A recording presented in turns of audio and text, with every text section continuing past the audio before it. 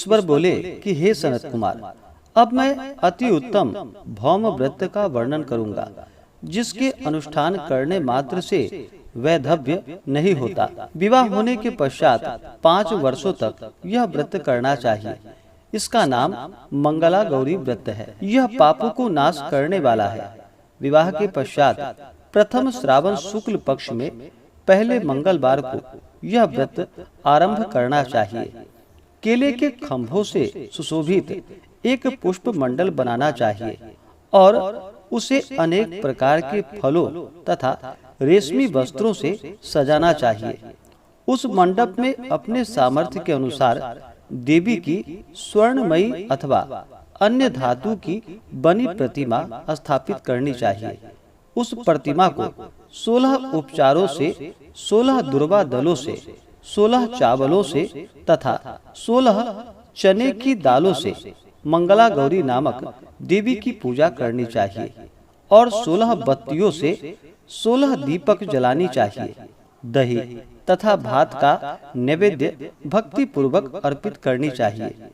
देवी के पास ही पत्थर का शील तथा लोढ़ा स्थापित करनी चाहिए। 5 वर्ष तक इस प्रकार से करने के पश्चात उद्यापन करना चाहिए। माता को वायन प्रदान करना चाहिए, जिसकी विधि आप सुनिए। अपने सामर्थ्य के अनुसार एक पल प्रमाण स्वर्ण की अथवा उसके आधे प्रमाण की अथवा उसके भी आधे प्रमाण की मंगला गौरी की प्रतिमा निर्मित करानी चाहिए। अपनी शक्ति के अनुसार स्वर्ण आदि के बने तंडुल पूरित पात्र पर वस्त्र तथा रमणीय कंचू की ओढ़नी रखकर उन दोनों के ऊपर देवी की प्रतिमा स्थापित करनी चाहिए। पास में चांदी से निर्मित शील तथा लोढ़ा रखकर माता को वायन प्रदान करनी चाहिए। इसके बाद 16 सुवासिनियों को प्रयत्न पूर्वक भोजन कराना चाहिए।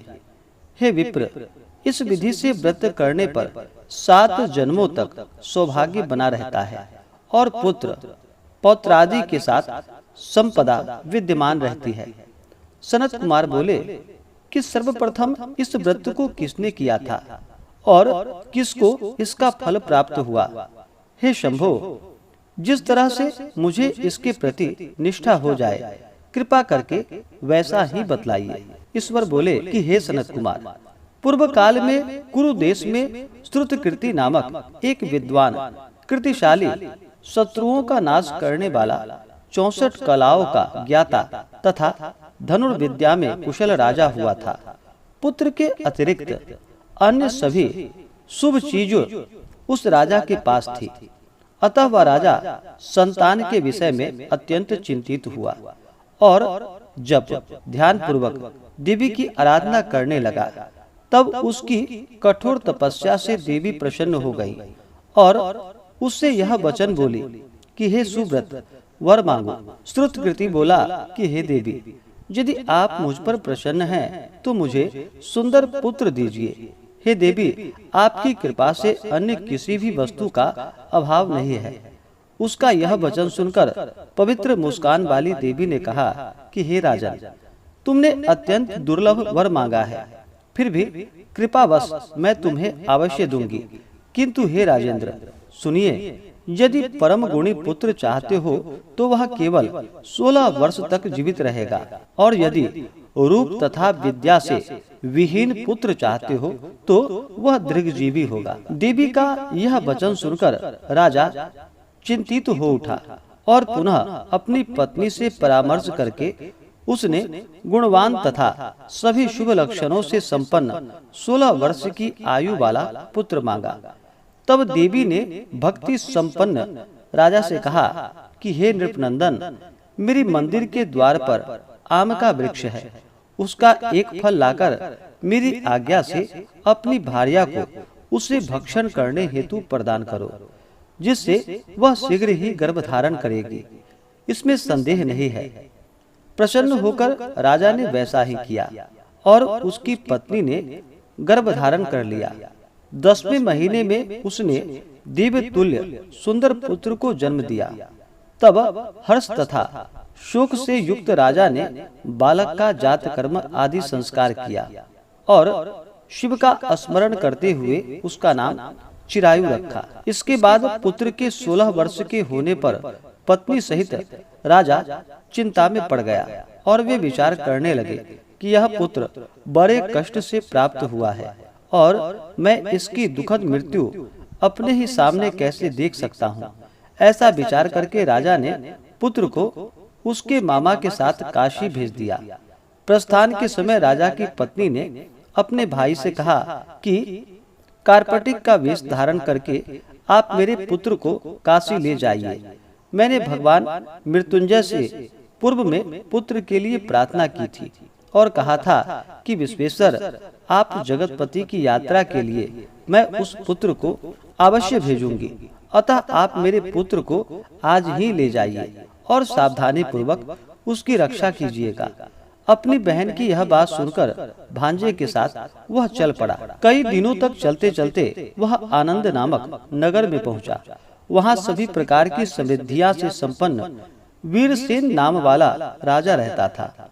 उस राजा की एक सर्वलक्षण संपन्न युवावस्था प्राप्त मनोहर तथा रूप लावण्यमयी मंगला गौरी नामक कन्या थी। सभी उपमानों को तुच्छ करके सौंदर्य अभिवृद्धि को प्राप्त वह कन्या किसी समय अपने सखियों के साथ नगर के उपवन में क्रीड़ा करने के लिए गई हुई थी।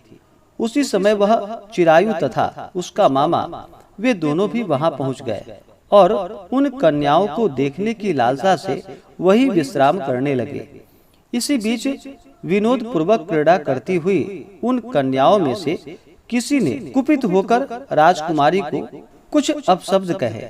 तब उसके अपशब्दों को सुनकर राजकुमारी ने कहा, तुम अनुचित बात क्यों बोल रही हो? मेरे कुल में तो इस प्रकार की कोई कमी नहीं है।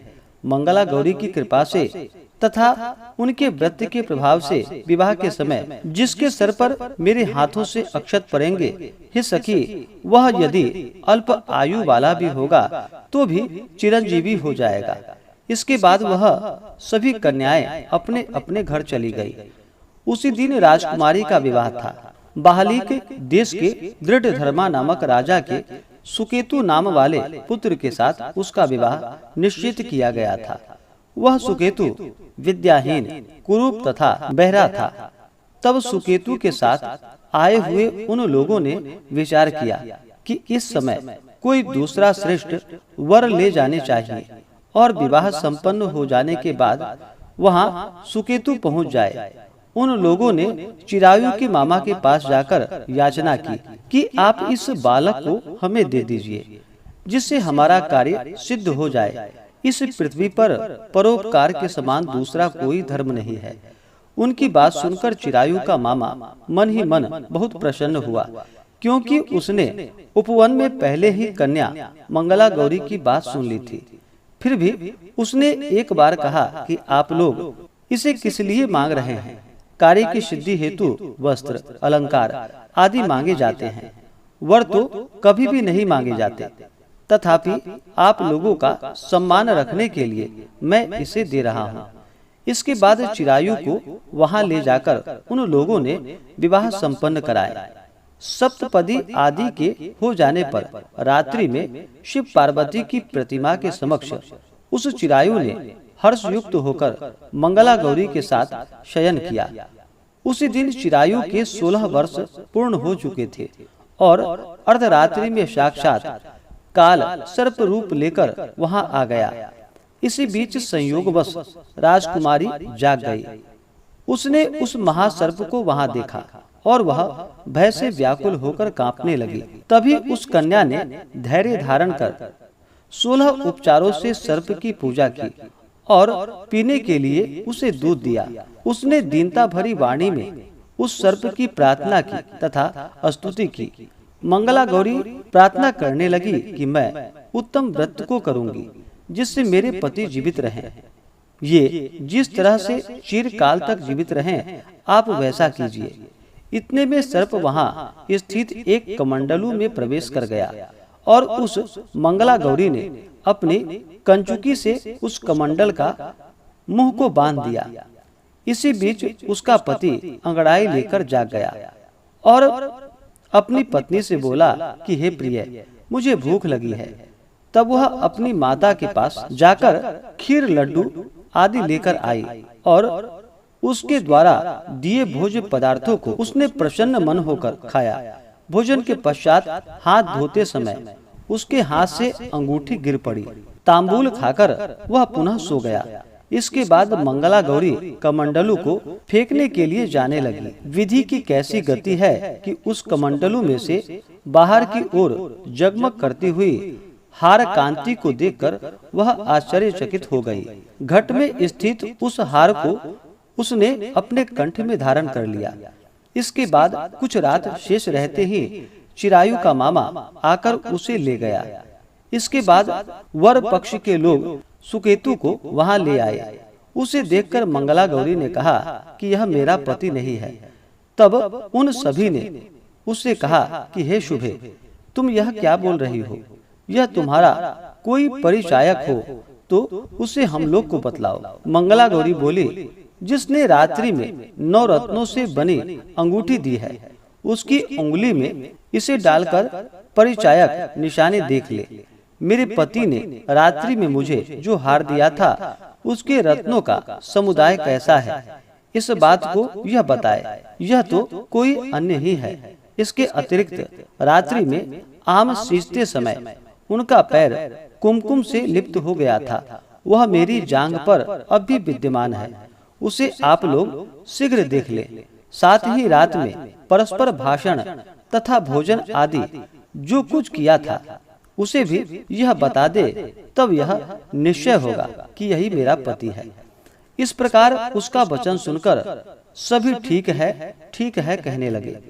किंतु जब एक भी बात न मिली तब सभी ने सुकेतु को उसका पति होने से निषिद्ध कर दिया और वर पक्ष वाले जिस तरह से आए थे उसी तरह से चले गए। इसके बाद अपने वंश को बढ़ाने वाले महान यश से संपन्न तथा परम मनस्वी मंगला गौरी के पिता ने अन्न पान आदि का सत्र चलाया। उन्होंने वर पक्ष का वृतांत कानों कान सुन लिया कि स्वरूप से कुरूप होने के कारण लोगों के द्वारा किसी अन्य को वर के रूप में आदर पूर्वक लाया गया था। तब उन्होंने अपनी कन्या को पर्दे के भीतर बिठा दिया।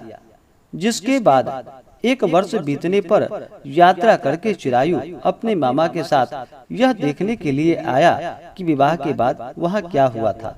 तब उसे गवाक्ष के भीतर से देखकर वह मंगला गौरी अत्यंत प्रसन्न हुई और माता पिता से बोली कि मेरे पति आ गए हैं। राजा ने अपने बंधु बांधवों को बुलवाकर पूर्व में कहे गए सभी परिचायकों को निशानी को देखकर मंद मुस्कान वाली अपनी कन्या चिरायु को सौंप दी। राजा ने शिष्ट जनों को साथ लेकर विवाह का उत्सव कराया। इसके बाद राजा वीरसेन ने वस्त्र, आभूषण आदि, सेना, घोड़े, रथ और अन्य भी बहुत सी सामग्रियां देकर उन्हें विदा किया। इसके बाद कुल को आनंदित करने वाला वह चिरायु पत्नी तथा मामा को साथ लेकर सेना के साथ अपने नगर पहुंचा। लोगों के मुख से उसे आया हुआ सुनकर उसके माता पिता को विश्वास नहीं हुआ। उन्होंने सोचा था कि प्रारब्ध अन्यथा कैसा हो सकता है। इतने में वह अपने माता पिता के पास पहुंच गया और स्नेह से परिपूर्ण वह चिरायु भक्ति पूर्वक उनके चरणों में गिर पड़ा। तब अपने पुत्र का मस्तक सूंघकर उन दोनों ने परम आनंद प्राप्त की।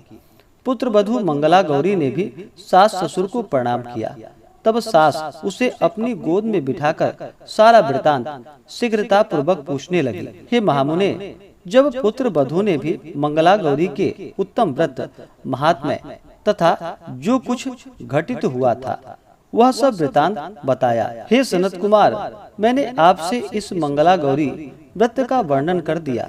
जो कोई भी इसका श्रवण करता है अथवा जो इसे कहता है उसके सभी मनोरथ पूर्ण हो जाते हैं, इसमें संदेह नहीं है। सूत जी बोले, ऋषियों, इस प्रकार भगवान शिव जी ने सनत कुमार को यह मंगला गौरी व्रत बतलाया और उन्होंने सभी कार्यों को पूर्ण करने वाले इस व्रत को सुनकर महान आनंद को प्राप्त किया।